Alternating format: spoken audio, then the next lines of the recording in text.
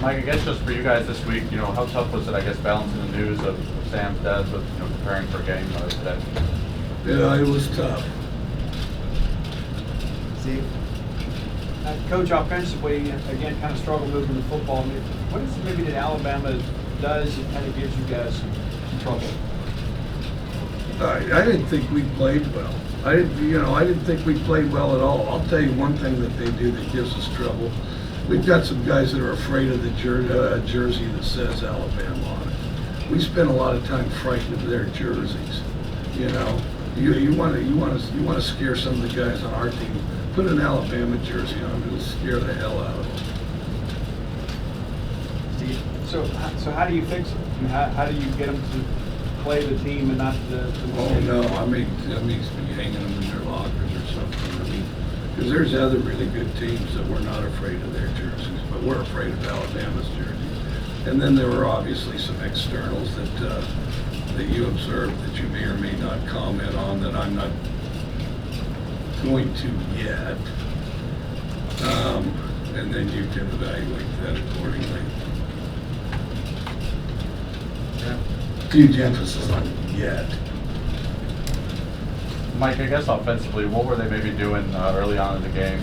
You guys hit that touchdown at the end, but before that, what were they doing? Creating some turnovers, I guess, and forcing. They're more physical. They use their hands better than we did. They used their hands better. They shoved us around. The first half we just took it. The second half we battled back a little, but it was kind of disjointed and feeble. Steve? Coach, first couple of drives, you had some success running the football, even though Dylan wasn't on the field. Why were you able to be successful? Maybe what did you see from Alabama's defensive front to open up those opportunities? No, they were kind of giving it to us, and then after a while they shut that down, And then, well, I mean, you have everything. I mean, and they're a good team, obviously. You have everything. You just have to go out and execute. We didn't execute. We didn't execute because. I mean, you start out in a game, you got, say, 60 minutes, so then you spend 30 of it trying to reconcile. They have a red jersey that says Alabama, so we're going to go ahead and be scared and timid of it. Okay, then, and not use our hands and just get shoved around. Okay, then you have another half to try to win a game that you're already behind in, and still haven't fully reconciled that, and battle a little bit. And then you have a bunch of other stuff that multiplies on it. Some you're doing and some others. Robbie? Coach, 6 points for Bama, I think, in the second half, 90 yards of offense. What were some of the adjustments you saw from them in the second half? I didn't see a lot. I mean, towards the end, they just, strided it out to the finish, probably the last several series of the fourth quarter.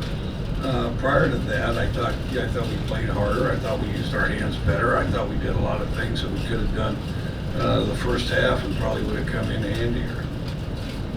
I guess, what did you see from your team this week with, in practices leading up to this game, obviously balancing, what you guys were going through this week and kind of what you had seen, you mentioned before that Kentucky game, you weren't too pleased with, the practices you guys had. No, it's tough. I mean, everybody, cares a great deal about a fellow teammate, and so, it's tough because everybody's wrapped up with that, and understandably so, Steve? Coach, ahead of the bye week, what's kind of your primary focus this week for your team to prepare for the home stretch? Well, I think we got to use our hands better. I mean, if you were to say one thing, use our hands better. We don't move our hands. We don't move our hands very good. When I was a kid,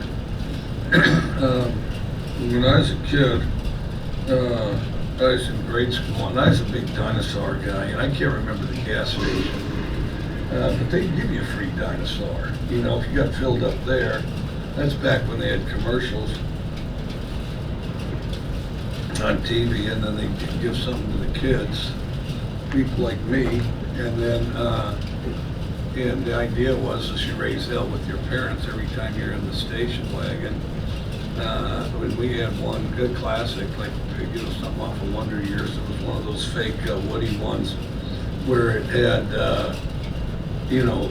fake painted on wood but then the best is it would always, without exception, the finish and the varnish on it, it would peel, so then it looked more bogus than ever. So we had one of those, and of course I'd try to sit way back in that jump seat back there, you know, so you could pretend you were in a spaceship or something.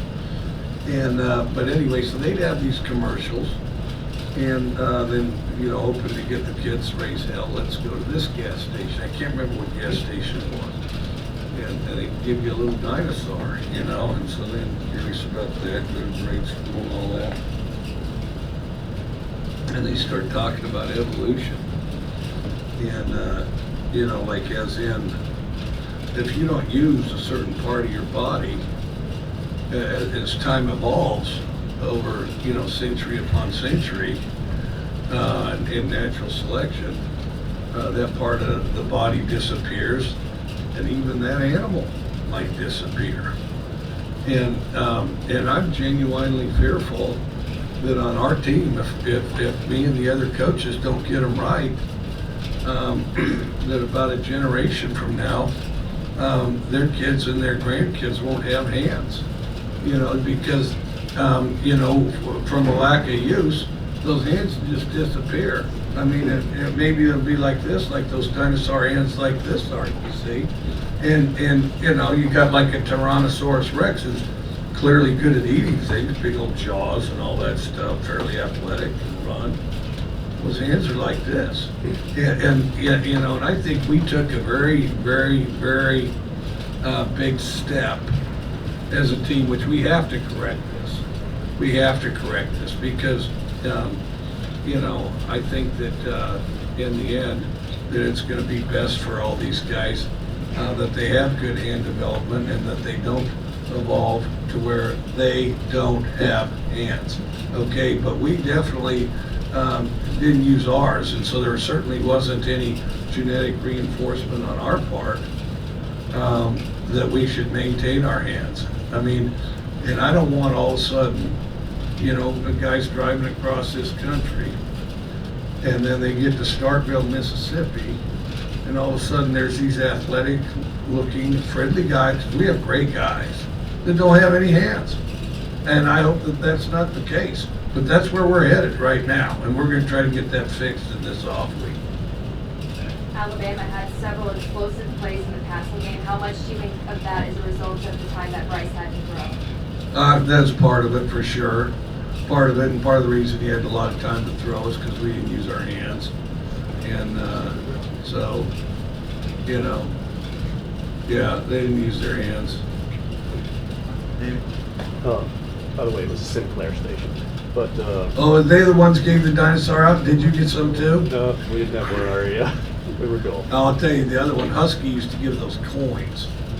The guys in the Old West, you get a Buffalo Bill one, you get a Geronimo one, Wild Bill Hickok. It was outstanding. You mentioned thinking about the jerseys, the A&M uniform. Did that factor into the drops at all, you think? Oh, heck yeah. I think it factored big time.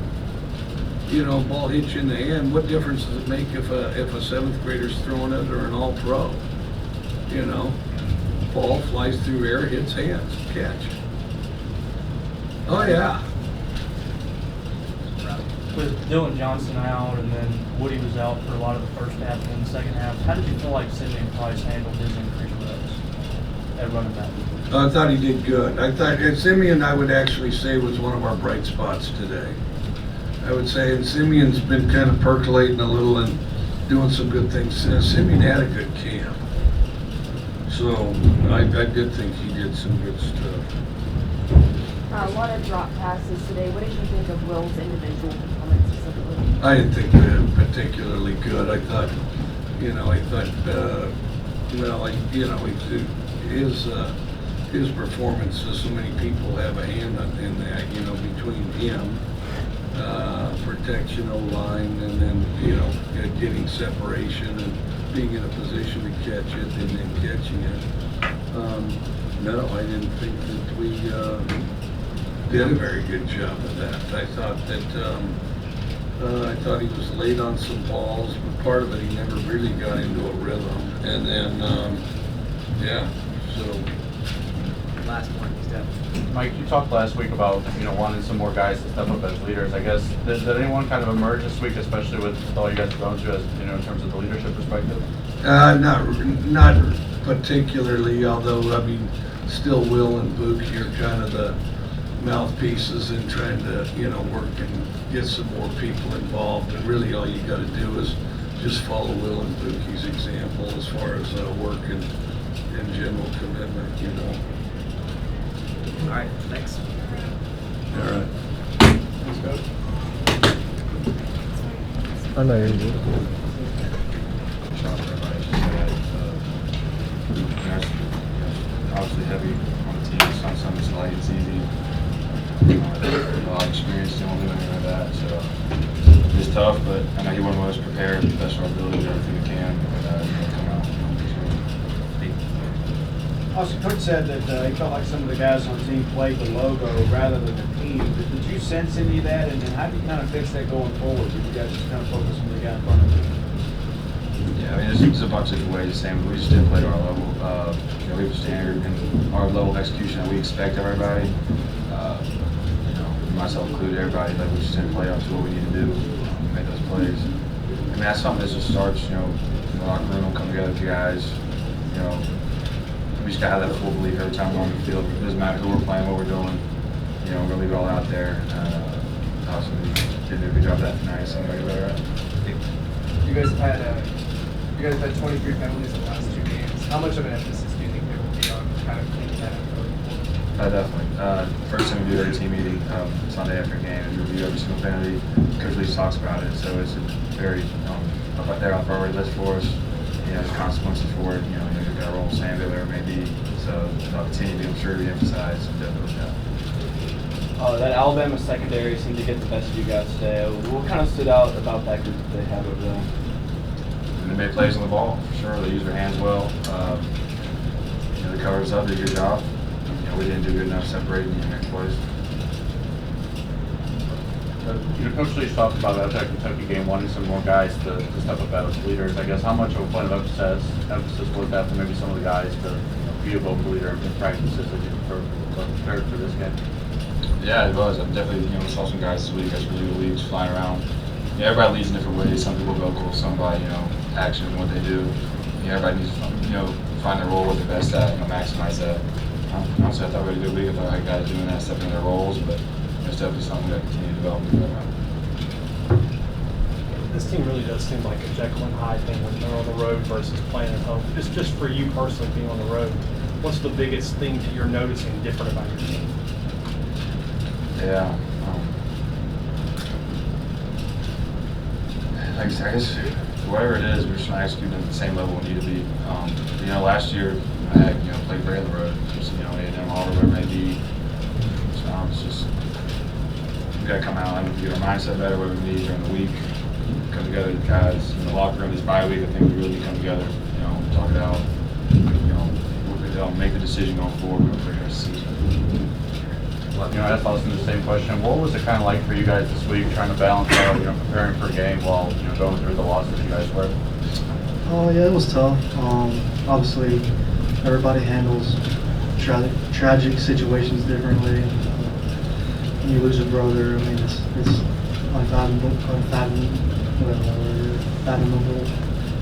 It was hard. That's all.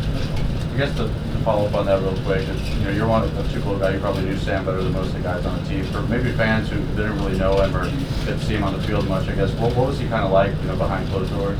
Yeah, he lit up a room. He was a great guy. Obviously, he was much younger than me, so we never really crossed paths in high school. But he was a great guy. Like I said, lit up a room. He came in to state, fit in well, made a lot of friends. Just love him, miss him. Very good. Jet, the first half, gave up some big plays defensively, gave up some points. Second half, kind of flipped the script a little bit. I think he'll give up 6 points, 90 yards. What was the focus at halftime from Coach Arnett and your position coaches to fix some things in the second half, and how do you feel like you guys executed?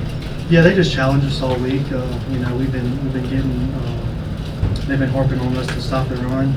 Obviously, haven't been a very good rush defense of late, and so they challenged us with that first and foremost, and I think we answered the challenge on that. I'm not sure how many yards of rushing they ended up with, but I don't think it was a ton, so that was good.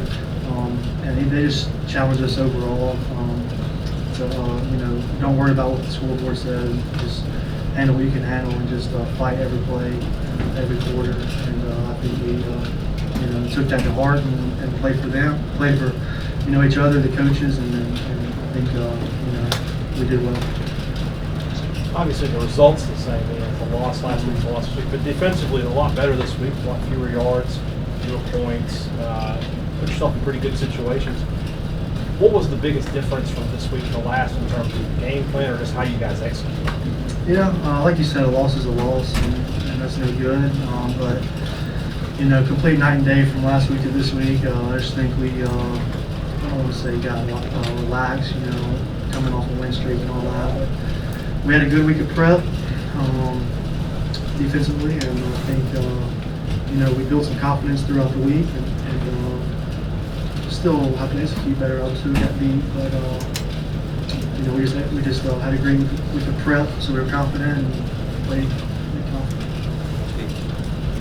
You have a coach sometimes willing to gamble a little bit, go for it on fourth from your own side of the field. As a defender, how do you feel about that? Does it excite you because you know that he has confidence in you guys? But rising to that challenge, sometimes you've been able to turn teams away. So how do you feel about all that?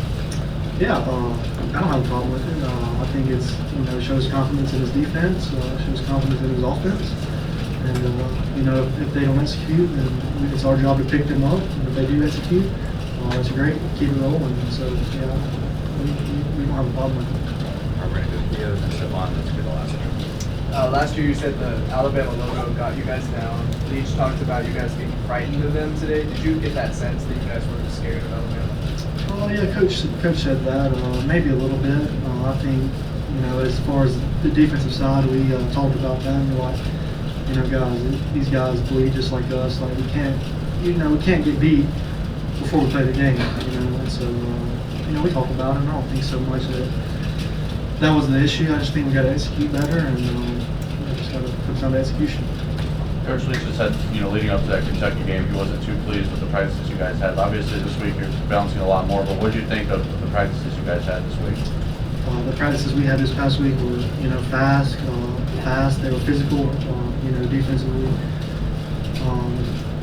Game plan was pretty simple, so we were able to play faster. So it all starts with a good week in practice starting on Sunday. You got to, you have a couple physical days, and then take the pads off later in the week, and it's all mental. And so it all starts with a good week of preparation. So we're going to have to fix some things over the bye week, and then keep rolling and have a good week of prep for sure for 2 weeks.